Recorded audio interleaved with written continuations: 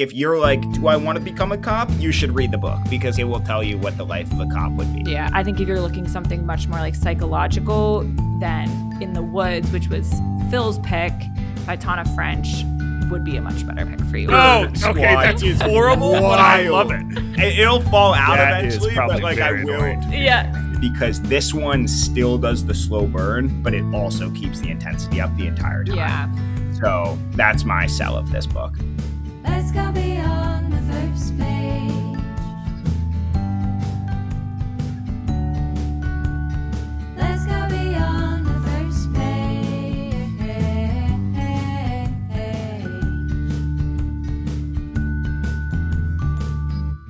Happy New Year, everybody, and welcome back to Beyond the First Page podcast with siblings Phoebe, Phil, and Isaac. I'm Phoebe. I'm Phil. I'm Isaac. And this is Club Meeting 54. We are going to be doing something very different to start out the new year, and I hope that our listeners will like it.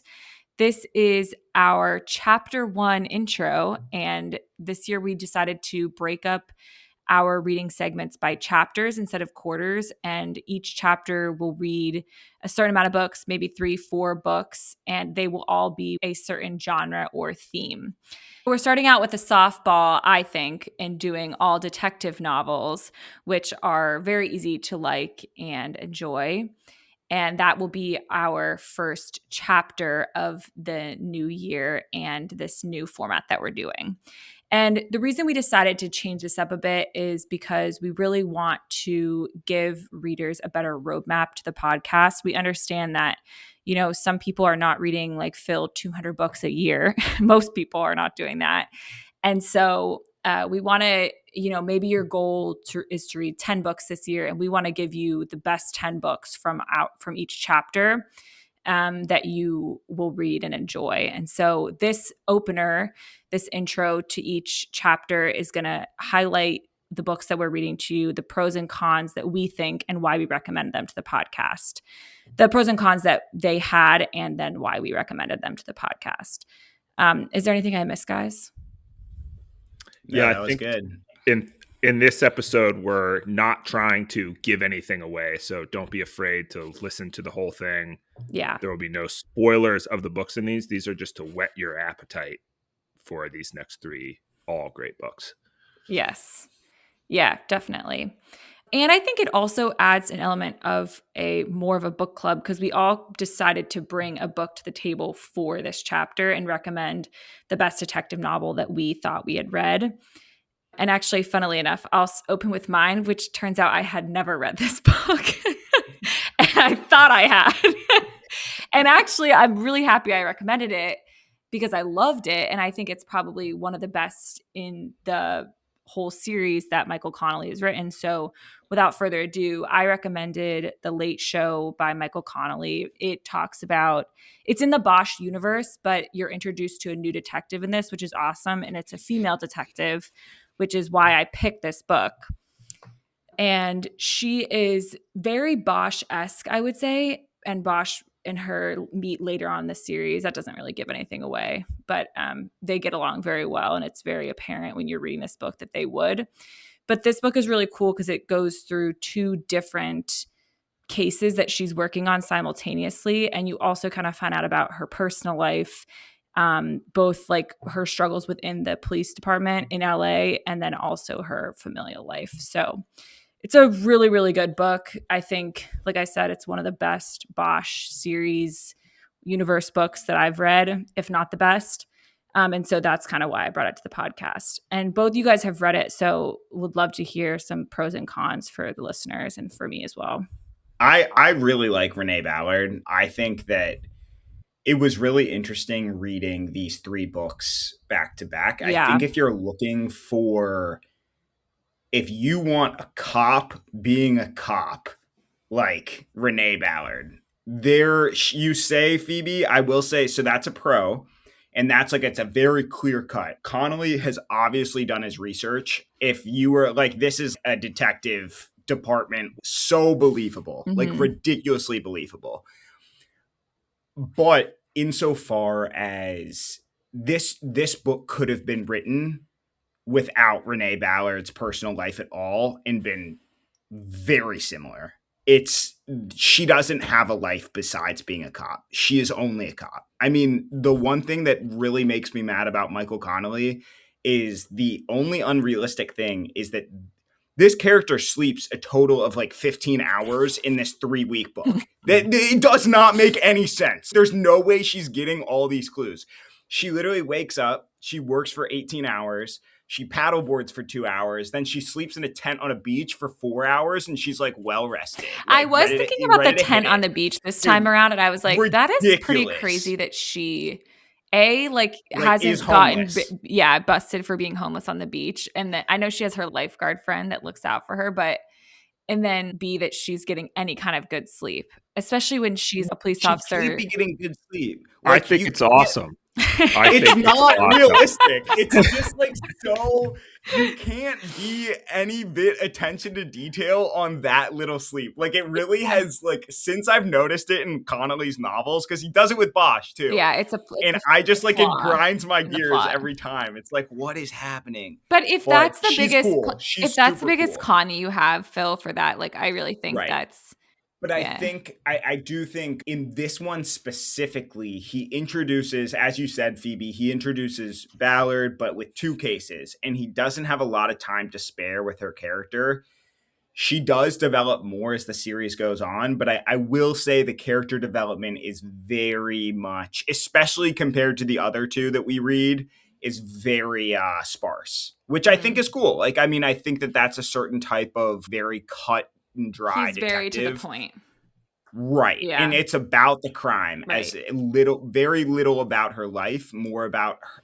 Because she is a cop. And I mean, she has some type of problem chilling, which I relate to, but she works all the time. And like that is her thing. Yeah. So I think if you're looking for like a slow burn character drama, not your thing. If you're looking for a couple good crimes and very realistic, and if you're like, do I want to become a cop? You should read the book because it will tell you what the life of a cop would be. Yeah. Like very a detective in particular too. Detective. Yeah. What about you, Isaac? Yeah. So I love her doggedness. Mhm. Like her just desire to, and he writes Bosch the same way. I've read all the Bosch books. I've read all the Ballard books as well, but reading this one again, she is a fresh take on Harry Bosch. Yeah. Like he's kind of this like crusty old gunslinging cop essentially, which is also great. I love to read. But with the strong sense of justice. And she is the same way. Like she wants to do these cases. Like Phil said, that's her life is doing this police work. And I love reading that. I love reading that character of who's just like, like a dog with a bone that will just not give up and keeps pushing this thing to the point of unrealistic. But, like I think everyone wants to love something so much that they are like, you know what, I'm just going to nap for 4 hours and then on my day off, get right back at it because there is work to be done here and I'm the person for this job. Yeah. So I love reading about that. I think it has the perfect amount of character development. There's not all this wishy-washy, nonsense about love story, all that. There's none of that, which is great. Like it is a cop book. So I 100% agree with Phil. That was my recommendation for people too. If you want a real cop story, or if you want the closest thing to true crime that is fiction, this book is going to be right up your alley. Yeah. I really, for the negatives, I couldn't think of too much. If you try this one out and like it and continue on in the series, I think you could find the entire series or Bosch universe slightly repetitive because all the characters have that like dogged mentality of like, we are here to serve justice. Which does become slightly unrealistic because they're not sleeping. They're like working at home. They're stealing police files just to do work on the side, like all sorts of crazy stuff. Yeah. But even that I love. Like I don't personally find that a negative to the universe, but I could see people being like, okay, this is getting out of hand. Yeah. I thought it had a perfect amount of like realistic twists. I liked her interdepartmental conflict. Mm-hmm. And I love the living out of the van. And so I read Renee Ballard and I was like, maybe I should just buy a van and live in the campground and then just go to work and shower.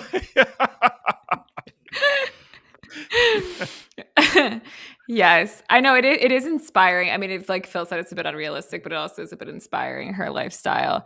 I think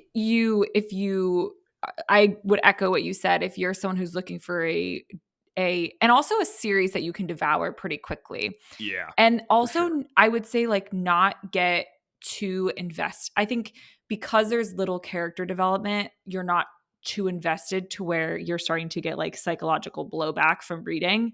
Where I think, and this is a very natural transition, where if you were reading In the Woods by Tana French, you're going to get a much different character development, I think much more realistic, but then you're left like, whoa, I'm like way too in this person's head almost.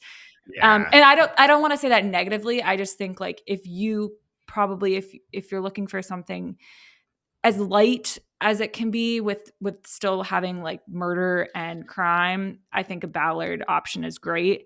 I think if you're looking something much more like psychological, then In the Woods, which was Phil's pick by Tana French, would be a much better pick for you. And those are kind of opposing books, I think.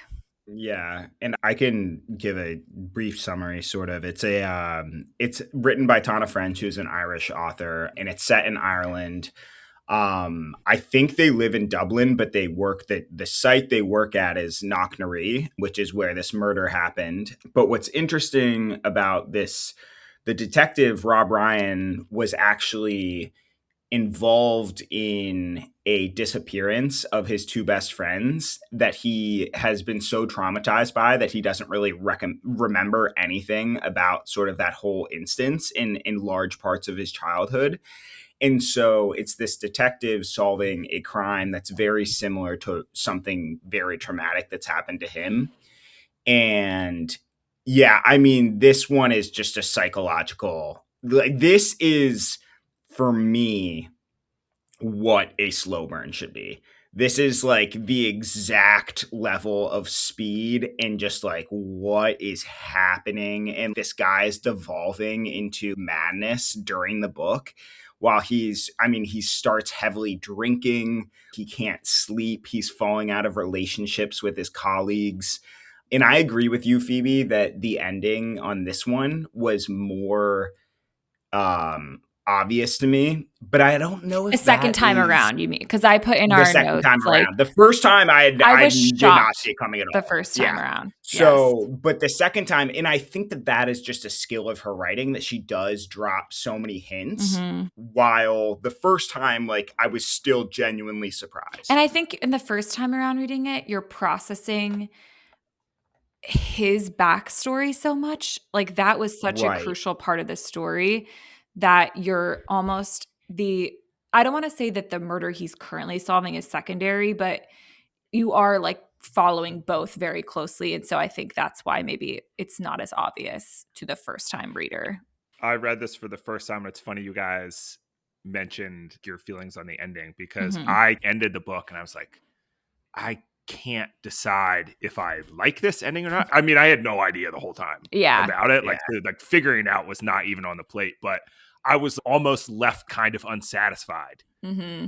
Which But I So think makes like, sense. purposefully, For sure. because it is a series, right? Well, oh no, it's you're you about to leave be- that. So the Dublin murder Oh, squad okay, that's is horrible, wild. but I love it. The That Dublin is murder squad is horrible. wild because you just Ugh. like there's no character resolution. No. There's nothing. You Yeah. not to the point where you leave Rob Ryan behind. Yeah, you you hear never his name one more Yeah. time in the entire series. The next one's about Cassie. The next one is about somebody else in the squad. I think it's Sam, actually. The next one's about someone and you then haven't Cassie's met. like a connection of Cassie's, but Yeah. she's Cassie, like yeah, not so, mentioned. like frustrating, but Yeah. I think Wild. it's really great. Like authors should do that way more. I agree. But if you're into sort of an anti-hero a psychological thriller while still being based in forensics, still doing the cop stuff, because it does have the regular detective stuff. Mhm. They meet in the break room. It's not, most psychological thrillers are just somebody murdering their boyfriend or something like that. You know what I mean? It's very technical, but it is this psychological thriller. I think it's super realistic. I really love this book. And I think that especially if you're looking, I think now maybe you guys, well, Phoebe, you had already read them, but why I was a little disappointed in The Hunter and The Searcher, because this one still does the slow burn, but it also keeps the intensity up the entire time. Yeah. So that's my sell of this book. Yeah.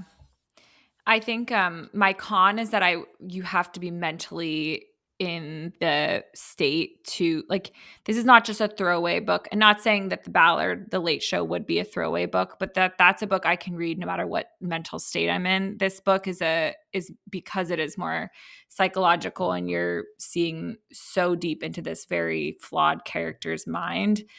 I think you have to be in a certain space to read it. That would be my only con. Otherwise, I think you should still read it. I think you should read the whole series. I think if you're looking for a great novel and a good mystery, this is a great book for you.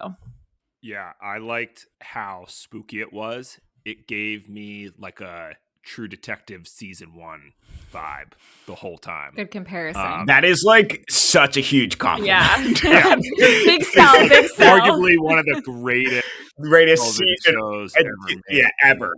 Yeah. In our very humble opinions. But, makes you fall in love with Matthew McConaughey all over again. So I really like that. I think what Phoebe and Phil said, the fact that the characters are tormented, I liked a lot. I do not like this. While we're doing vetting, going through a lot of different options for this chapter, I ran into a lot of cavalier attitude towards death, which actually really got on my nerves. And what do you mean by that? Like in other books that we didn't choose, no, but what do you mean by like a cavalier attitude? Like they were like all excited about, oh, there's been a murder. I think that it automatically puts you in like, this is very obviously fiction, which obviously all this is fiction, but you are deep in this book, in this, like they said, in this guy's head. And then, yeah, I wouldn't actually call this a slow burn because you are on the edge of your seat the entire time because you're like, what is going to happen with this? Like nothing is happening in the case, and yet your stomach is in knots. Yes, because you're well, that's what I mean. It's like a slow burn for 20 hours. Like it's like when you hold your, this is the flame. Your hand's just stuck there. Like, and you can just like feel the Irish fog. Like it's gloomy. They're wet. They're like trudging and around, listen to smoking and drinking, and just like, wow, I want to be there, but I also want nothing to do with this. With that, yes. Yeah. Every time I read an Irish novel, I will say, like, I've been saying fair play for the last 3 weeks. I'll just say fair play. Just like, it'll fall out that eventually, is probably but like I will. Yeah. Yeah. At least I don't just say grand at every end. Just like grand. You're grand. But fair play. You're a feckin' idiot. So. Dude, but the words are so They are great. so fun. Honestly, better than English, I think. The Irish Yeah, it really is. Yeah. And the reader, I don't know who reads Tana French's books, but holy really fuck, good. they're good. Yeah, like, really good. So good. Yeah, so great, I think, direction for our listeners there. The last one we did was The Word is Murder. It's very unique because the author is in the book. And Isaac, you can tell us a bit more about that, and we'll give you our pros and cons. Yeah, so like Phoebe said, this one I chose just because it is this very unique first-person take on Sherlock Holmes. And I will admit to our audience, I didn't realize that it was like a Sherlock Holmes spinoff. Phil had to tell me that. Oh, I didn't know that either till right now. Yeah, but there is the very classic kind of like detective partner pairing in this one, which I think as soon as you like think about that, then you're like, oh yeah, Watson and Holmes, obviously. I think he even references that in the book, actually. He does. Well, he just Anthony Horowitz has written a Sherlock Holmes spinoff. Also that, yeah. Which that is my first point. I'm sorry, Isaac. How many times did you guys look up if this was real? I looked up, I had to stop because it was just like, I can't, it doesn't matter. Like, I just have to treat this as fiction. But the idea is, and that is, I'll get to it. Because that's one of my cons. Like, I'm almost like, it was too much. I'm lost in reality. Right. But so yeah, Anthony Horowitz is the author of this book, but he is also the narrator and the main character as himself, which is just like, even saying that is like, how do I go from here, like explaining this? And essentially he has an ex-detective from the London Met come in, who has worked with him before, like consulting on like movies and TV that he's done, and asks him to write a book about him. And Horowitz is like, I don't know about this, but he signs on to it. And essentially they end up investigating the murder of this woman who, right before she was murdered, plans her own funeral. And then later her son is also murdered. So they go around London trying to find these killers. And yeah, like it's just so bizarre, this real person writing about himself as a real person in a fiction book, referencing novels he's actually written and you have read as a reader. His whole life, I think, outside of him like actually seeing these murders, is like all real. It's accurate. Yeah. I mean, I had read these a couple years ago, the first two, and I thought there were only two. And so I reread the second one and I was like, damn it. Like, I have read 2 books in 2 days. And then turns out he's written 5. I have looked up 3 separate times whether or not they're real. Like, can't believe it. I'm just like, what? There's no way. It's so meta. It is so ridiculously meta narrative. So well done. And for me, I think that could be definitely, it's sort of weird, but once you buy into it, it's super fun. And I think that one of the things that I was telling my friend about this as well, and it's sort of funny how this has been done a couple different times in different ways throughout history. But one story that I thought was funny is, I know you guys hated the brothers Karamazov, but Dostoevsky is so up in his own stuff that he'll have characters reference poems in his books that he's written. And then the poem is that he has written. It doesn't go with Dostoevsky. He's just so proud of it that he's like, I gotta share this. Like, wild. But anyway, I think the narrative is great. And I also think that Anthony Horowitz is ridiculously likable in these books. Like, that is so funny, because my thing was, he is so unlikable. Like, he is the most unlikable narrator I have ever read. That is so funny. Yeah. I really think he's just like very, I wouldn't say like humble, and I wouldn't say he's arrogant though. I think he's like very frustrated in himself. And like always sort of annoyed at Hawthorne, which I think is pretty funny, because I think Hawthorne would be very hard to take. But yeah, to me, for some reason, I do think he's very likable. What did you think, Isaac? I have to know.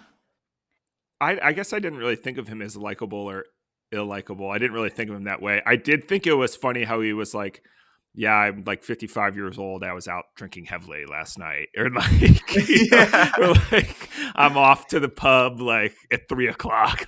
Like, dang, it'd be cool to be a famous writer. Yeah. I thought the whole thing was bizarre and pretty unique, and that's obviously why we chose it.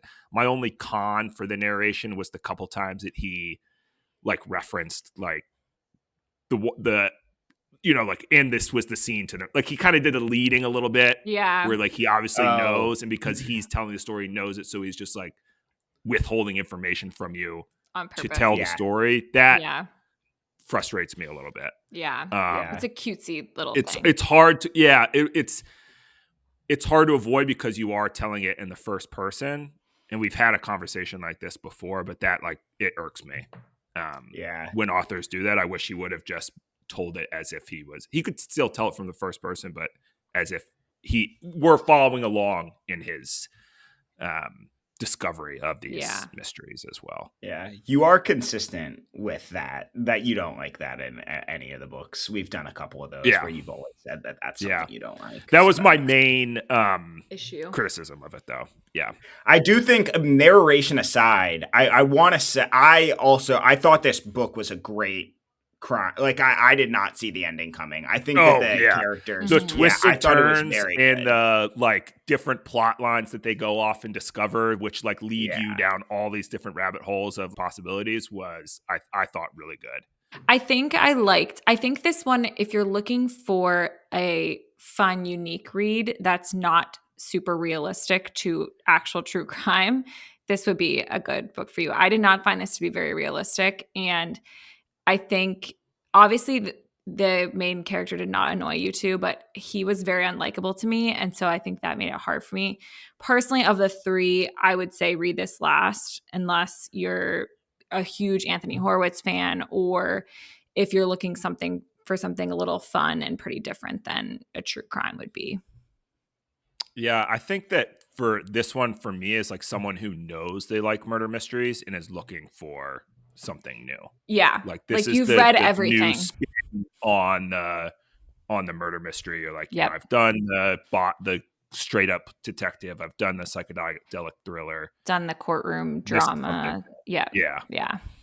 So I think for me, this is actually like my favorite like quirky British murder mystery. Mhm. I mean, he definitely describes death as gruesome and he gets sick of it, but it does sort of approach that not a super big deal. We're in it for the puzzle. Yeah. And that I think is like, I don't know if I could. Well, I could burn through these because I'm on the fourth one, but I don't know if I could like burn through all of these all the time. Like the Thursday Murder Club is just like, this is so quirky and unrealistic. I thought this one was super palatable, Mhm. but it's definitely way less realistic and way less engaged in everything than the other two. ones. And I think that low key is a good thing because I Yeah. forgot who did the crime. I read this the first time 5 years ago. The Ballard one, Oh, the Ballard I sort of remembered, but the In the Woods I will never forget. Like Yeah. I mean that I will be scarred by that one. Yeah. Yeah. Bill, I read this one to like suggest it for this, so it was like a month ago. I had to reread it. I could not remember at all. Like, Yeah. Right? Yeah. Like why? Well, I was even like, wait even in a this second. conversation, I just finished it. Even in this conversation, I was like, wait. I like Which I halfway think through it's our because conversation he remembered. throws so many different like Tangents. plot lines Yeah. at Yeah. you. Mhm. Definitely. And that, which is super cool and fun. And actually sometimes when you're surprised by an ending, you're like, dang, I wish I could be surprised again. You sort of can be on this Yeah. one. So Yeah. I was. yeah. I literally was. It happened. So I think if I could summarize our conversation for our listeners, I would say if you want a most like what would be a true crime without it actually being true, and a by the book detective cop book, then you should read the Renee Ballard Late Show by Michael Connelly.